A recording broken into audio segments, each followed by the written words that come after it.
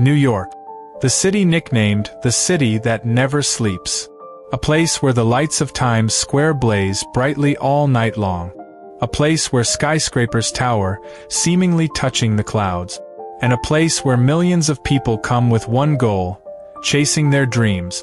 However, behind the glittering lights and hustle and bustle of the city, there are dark shadows that are rarely highlighted. On the same sidewalks as pedestrians, there are figures wrapped in shabby blankets.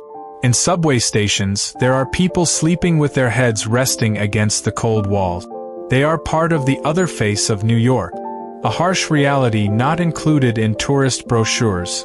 Homelessness. Ironically, a city that is a symbol of global wealth and luxury actually has thousands of people without a roof over their head. They are not just numbers, not mere statistics. They are human beings trapped in a cycle of poverty, loss, and injustice. Behind the nickname, the city that never sleeps, there is actually an ongoing nightmare. This is a true portrait of New York's dark shadow.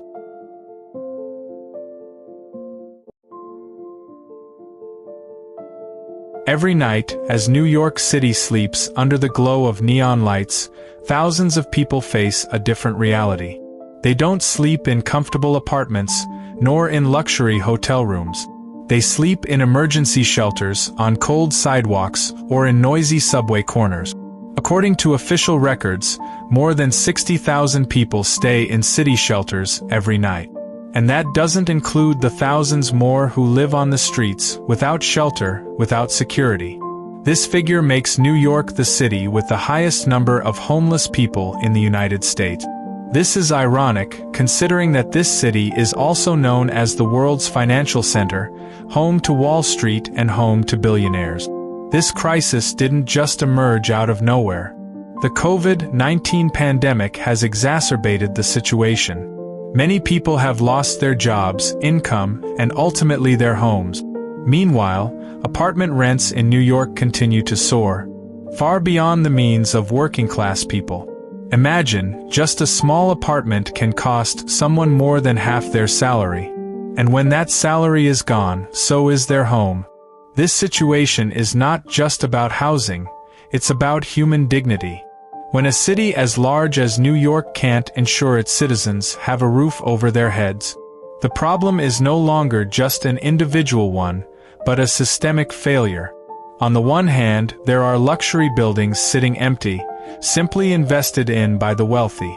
On the other hand, there are families forced to share a small room in a shelter with dozens of strangers. This contrast is what makes homelessness in New York one of the most glaring, most painful, and most difficult to ignore social problems.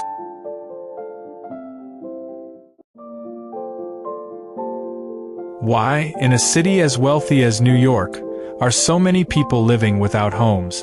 This question continues to haunt leaders, activists, and even its citizens. The answer is not simple. New York's homelessness crisis stems from a combination of factors, all stacked against each other, exacerbating each other. First, skyrocketing rents. New York is known as one of the most expensive cities in the world to live. To rent a small studio apartment, people have to pay thousands of dollars per month. For those on a meager wage, nearly half, if not more, of their income is spent on housing. And when jobs are lost or incomes decrease, homes are the first to go.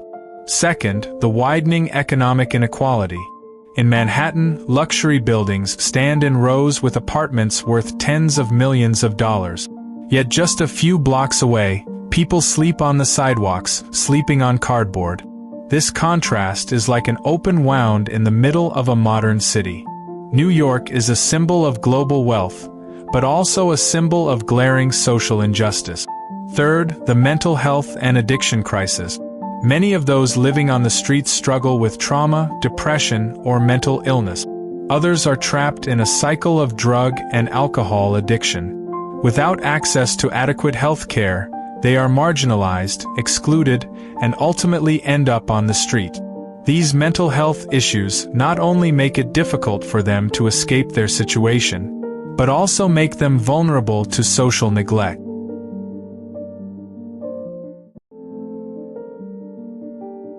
Fourth, unequal housing policies. The city government is indeed obligated to provide shelter. However, the development of affordable housing lags far behind the development of luxury apartments. Property is treated as an investment commodity, not a basic human need. Meanwhile, waiting lists for subsidized housing can stretch for years. For many families, waiting means losing. And ultimately, losing means living on the street. And let's not forget the factors of immigration and the city's growing population. New York has always been a magnet for people from around the world who come in hopes of a better life. But not all hopes have a happy ending. Some are trapped in low-wage jobs, without access to adequate housing, and ultimately contribute to the homeless population. All of these factors are interconnected. High rents make it easy for people to lose their homes. Economic inequality widens the gap between rich and poor. Untreated mental health issues prevent them from rising. And weak housing policies leave them with no way out. This is the root of New York's homelessness crisis. It's not just an individual problem, nor is it simply a matter of poor life choices. Rather, it reflects an unjust system, a system that fails to protect its most vulnerable citizens.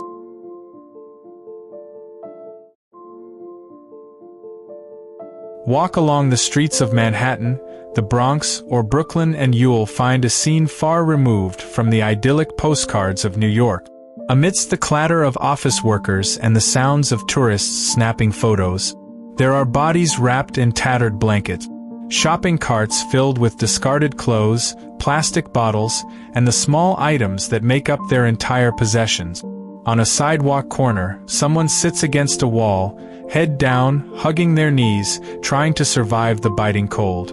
In a subway station, someone lies on a bench, trying to sleep despite the noise of the train track. In a city park, small tents are lined up, forming a kind of fragile makeshift camp, as if to convey the message: we are here, even if we are not recognized. The faces of the homeless are diverse. There are middle-aged men who have lost their jobs and families. There are mothers with small children trying to hide their shame at having to sleep in a shelter with dozens of strangers. There are also war veterans, who once defended their country, now struggling alone against trauma and harsh realities on the street. They are not just silhouettes passing by. They are human beings who once had homes, once had dreams, once had normal lives.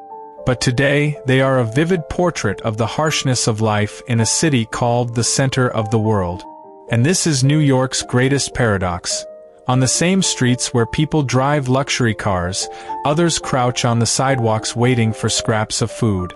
Behind million-dollar apartment buildings, there are those praying just to find a simple bed tonight. The faces of the homeless on New York streets are an open wound that cannot be hidden. They are living witnesses to a city full of light, but also full of dark shadows.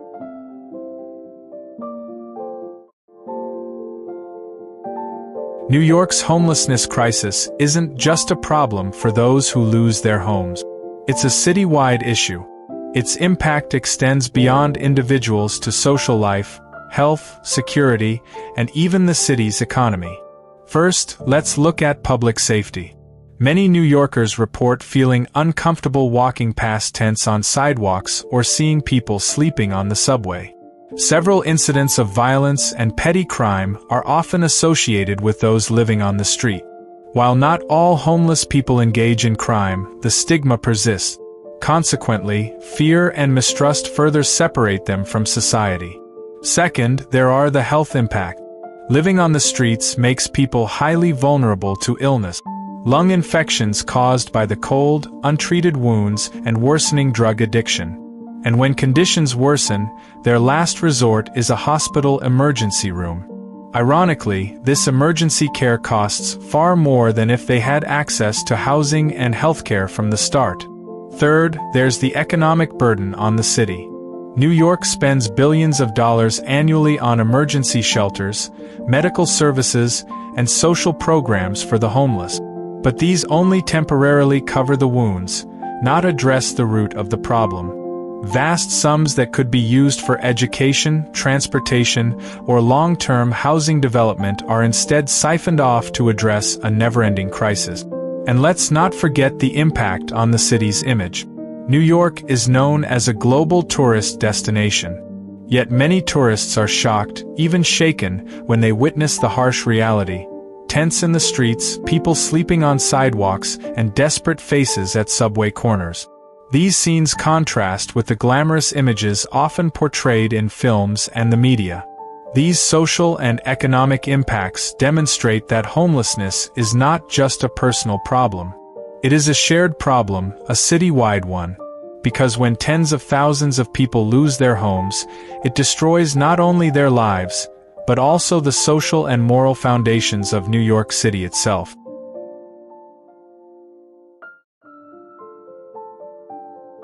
The New York City government is not standing idly by.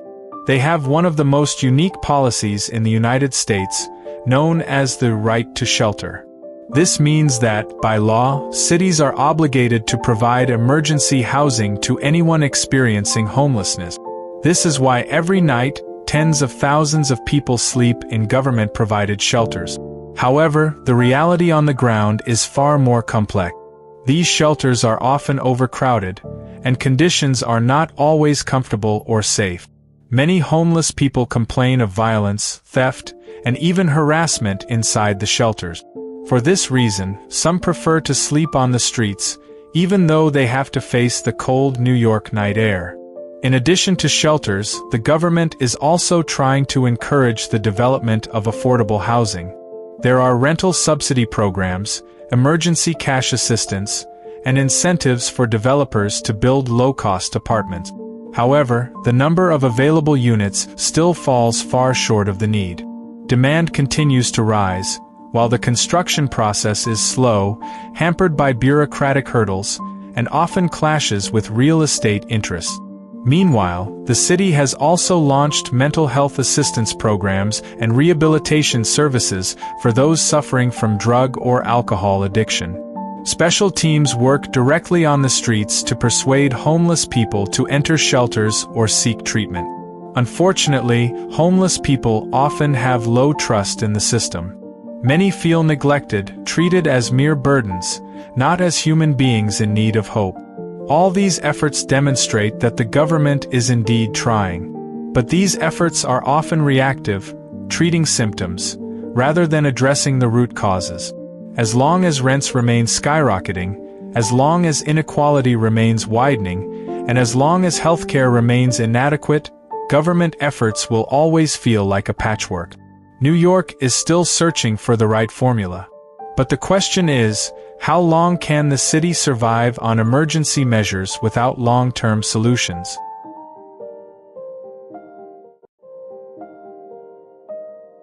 Amid government limitations, community and social organizations have become a small beacon of light shining through the darkness of New York's homeless crisis.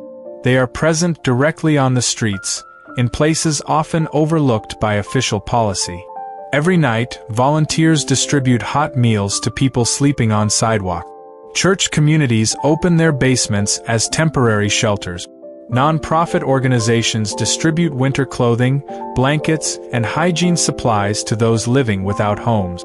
Some groups have even established street medicine programs. Doctors and nurses are directly on the streets, visiting makeshift camps in parks and under bridges.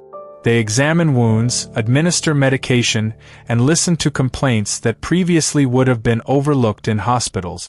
For the homeless, these simple services feel like a recognition that they are still human, worthy of care. Beyond physical assistance, many organizations also provide emotional and psychological support. Some groups hold regular counseling sessions, while others help people replan their lives, find jobs, or access government assistance programs. Behind all this, the message they want to convey is simple: you are not alone.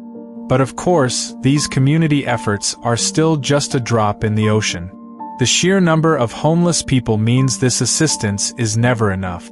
Volunteers are often overwhelmed, donations are limited, and the need continues to grow. Nevertheless, the role of community and social organizations remains a crucial pillar. They fill the gaps that the government cannot. They bring a human touch to a system that often feels cold and bureaucratic. In a city often portrayed as harsh and individualistic, these acts of solidarity prove that humanity is still alive. That there are always people willing to pause, look down, and see the homeless not as a problem, but as fellow human beings.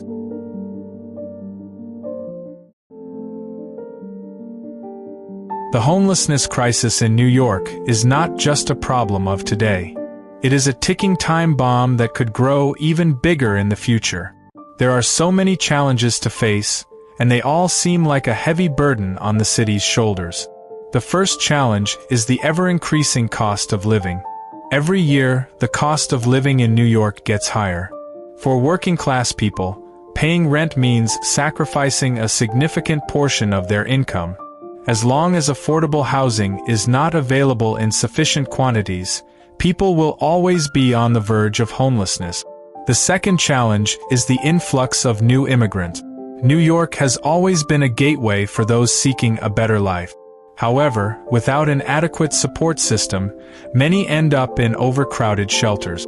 This situation puts additional pressure on the city's social services, creating conflict and even protests among local residents.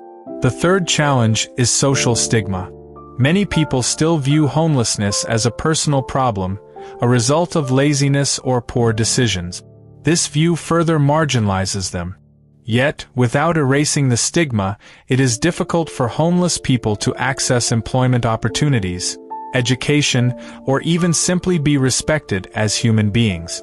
The fourth challenge is limited public funding. Billions of dollars are spent annually on emergency programs, but these amounts are never enough to address the root of the problem. When cities must choose between building new infrastructure, improving transportation services, or adding shelters, homelessness is often only a temporary priority. Finally, there are political challenges and real estate interests. New York is a world-class real estate investment hub. For many developers, building luxury apartments is more profitable than building affordable housing. As long as market logic prevails over human needs, long-term solutions will be elusive. All of these challenges make the future seem complicated. Without political courage, without social solidarity, and without bold policies that address the root causes, this crisis will continue to recur. And New York, the city often called the center of the world, risks becoming a symbol of America's failure to protect its most vulnerable citizens.